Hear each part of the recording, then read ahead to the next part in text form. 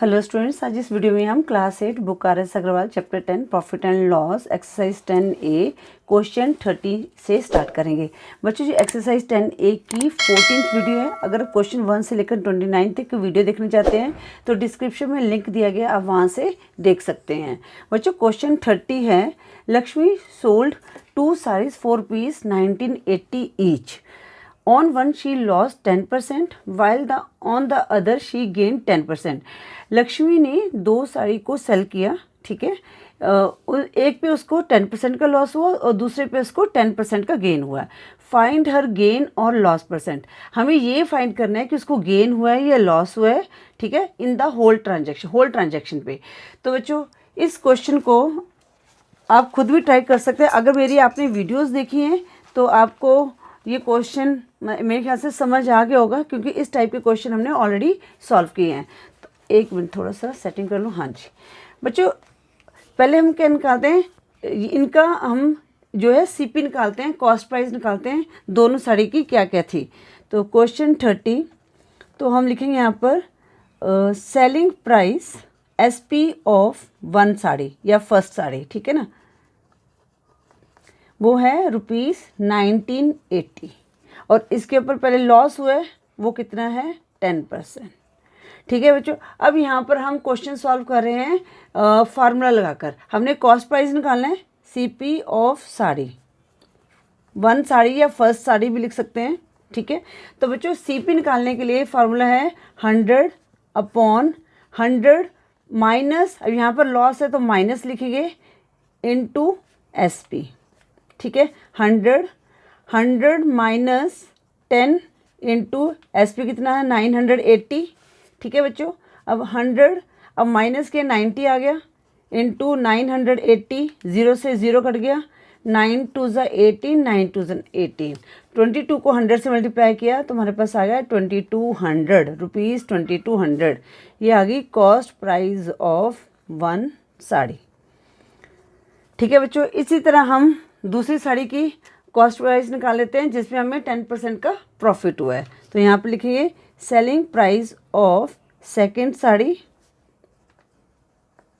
वो कितना है ₹1980 ही है, ठीक है। अब हमें कितना गेन हुआ है, 10% का गेन निकालना है।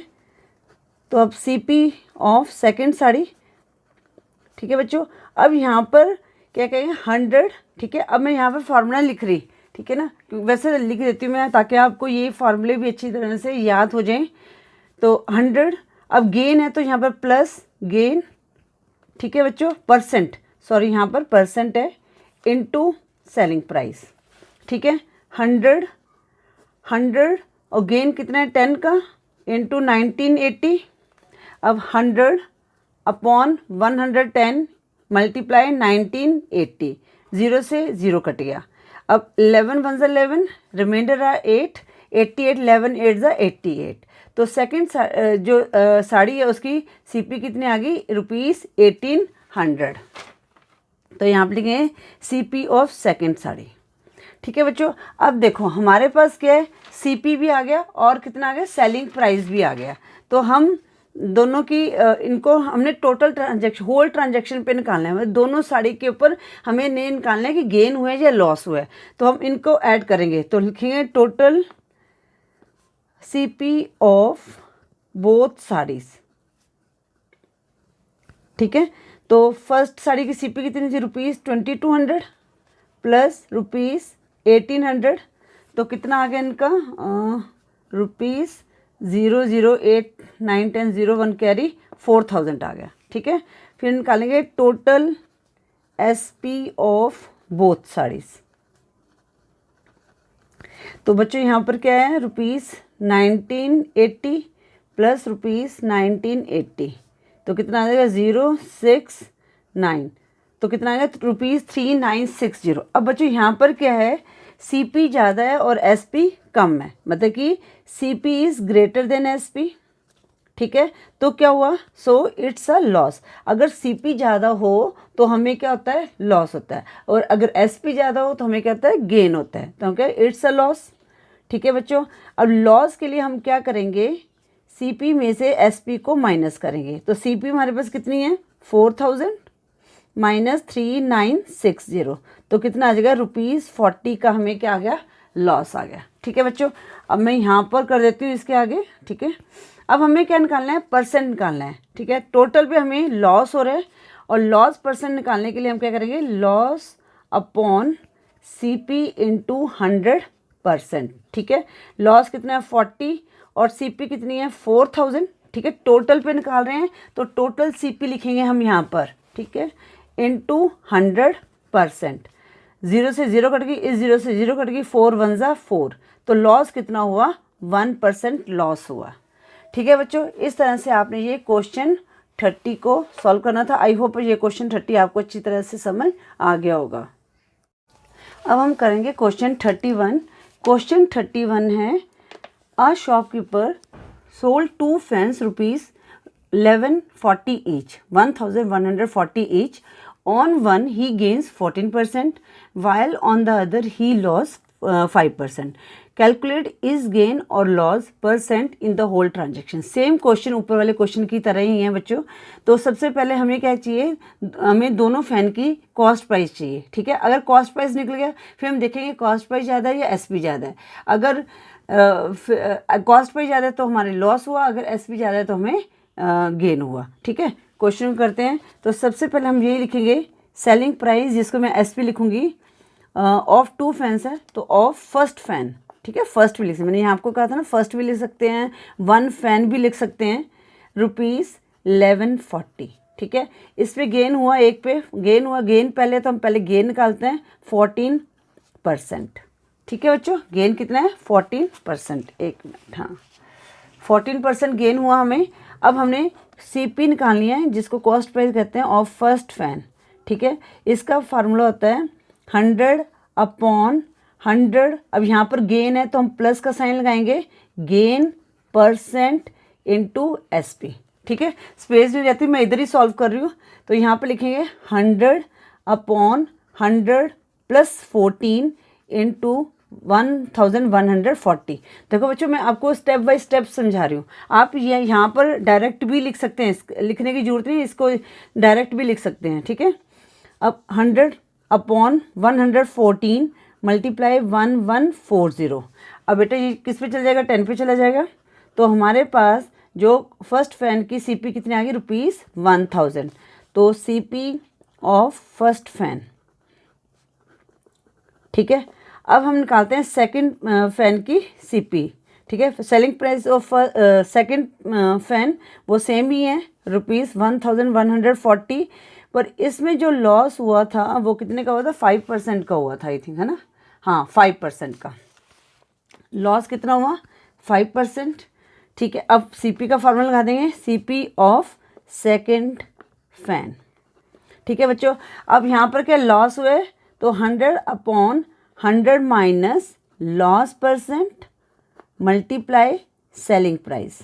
ठीक है, तो 100 माइनस 5 आएगा, मल्टीप्लाई 1140 इक्वल टू, ये स्टेप आपने इधर लिखना है। ठीक है, तो या तो आप सीधा डायरेक्ट भी लिख सकते हैं, 100/95 मल्टीप्लाई 1140। ठीक है, अब ये किस पे चला जाएगा, 5 के टेबल में चला जाएगा, 5 1 जा 5, 5 9 जा 45। ठीक है, 5 2 जा 10, आगे किस जाएगा, फिर अगेन 5 2 जा 10, 5 8 जा 40। अब ये किस पे चला जाएगा। अब बच्चों ये देखो 19 किसी के टेबल में, तो हम ट्राई करेंगे 19 के, देखो 100 तो आ नहीं सकता, हम ट्राई करेंगे 2 8 आता है, तो हमें पता है 19 1 जा कितना होता है 19, और 22 में से 19 लेस किया तो 3 रिमाइंडर रहेगा, तो बन गया 38।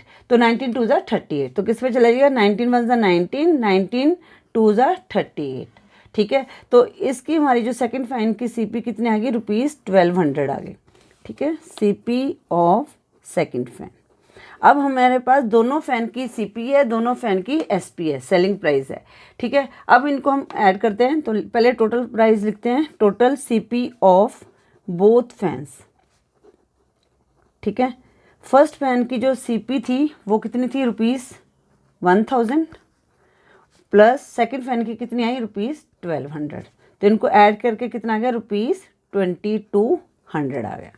ठीक है, वही total selling price of both fans, ठीक है, कितना है 1140 रुपीज़ 1140 प्लस रुपीज़ 1140, इनको ऐड करेंगे 0822, तो कितना आया रुपीज़ 2280।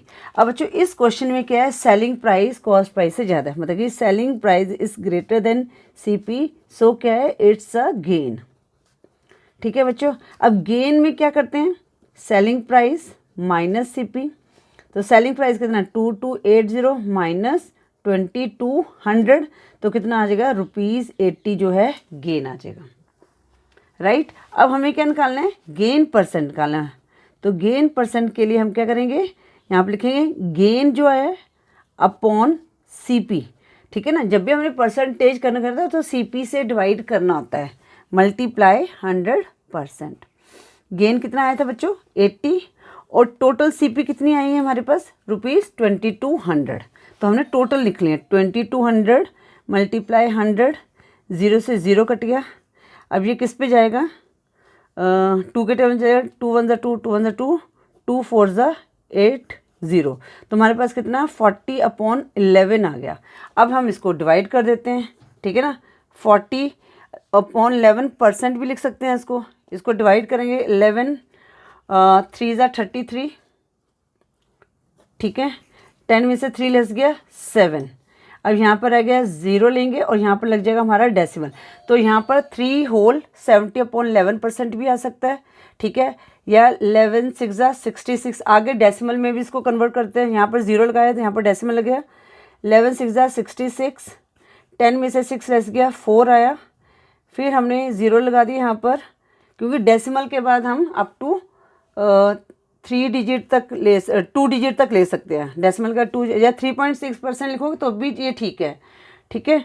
अब यहाँ पर बच्चों हमारे पास कितना आ गया, 10 में से 6 लेस गया 4 40, तो 11 3 33, फिर 7, फिर रिपीट होएगा ये, तो हम इतना ही लेंगे, तो हमारे पास कितना आ गया 3.63%। अब बच्चों यहाँ पर क्या है, एक मिनट बच्चों, मैं आपको एक और चीज़ बताना चाहती हूँ। देखो जब रिमाइंडर हमारे पास 5 से ज़्यादा हो, ठीक है ना, 5 या 5 से ज़्यादा हो, तो जो डेसिमल के बाद ये जो लास्ट डिजिट है इसमें हम क्या कर देंगे +1 कर देंगे, ठीक है। अगर 5 से कम हो तो हम 3.63% लिख सकते हैं, तो यहाँ पर हम क्या कर सकते हैं 3.64% भी लिख सकते हैं, ठीक है, जो आपके बुक में आंसर है, ठीक है बच्चों। आई होप ये आपको समझ आ गया होगा। देखो यहाँ पर 4 कैसे आया, यहाँ पर हमारे पास 3 ही आएगा, 11 3 33, 11 4 क्या होता है 44 होता है, पर हमारे पास रिमाइंडर क्या बचा 7 बचा, ठीक है ना। तो ये क्या है 5 से ज़्यादा रिमाइंडर होता है किसी भी क्वेश्चन में, किसी भी क्वेश्चन में अगर 5 से ज़्यादा रिमाइंडर होता है तो आप क्या करते हो, जो आंसर में है +1 कर सकते हो। तो यहाँ पर आपने 63 में 1 ऐड किया तो कितना बन गया 64, तो हमारा आंसर क्या आ गया 3.64%, ठीक है बच्चों। इस वीडियो में हम क्वेश्चन 30 और 31 को ही सॉल्व करेंगे। आई होप ये दोनों क्वेश्चन आपको अच्छी तरह से समझ आ गए होंगे। अगर वीडियो यूजफुल लगे तो वीडियो को लाइक करें, शेयर करें अपने फ्रेंड्स के साथ, चैनल पर न्यू हो तो चैनल को सब्सक्राइब करें। Thank you for watching. Next video में हम क्वेश्चन 32 से स्टार्ट करेंगे।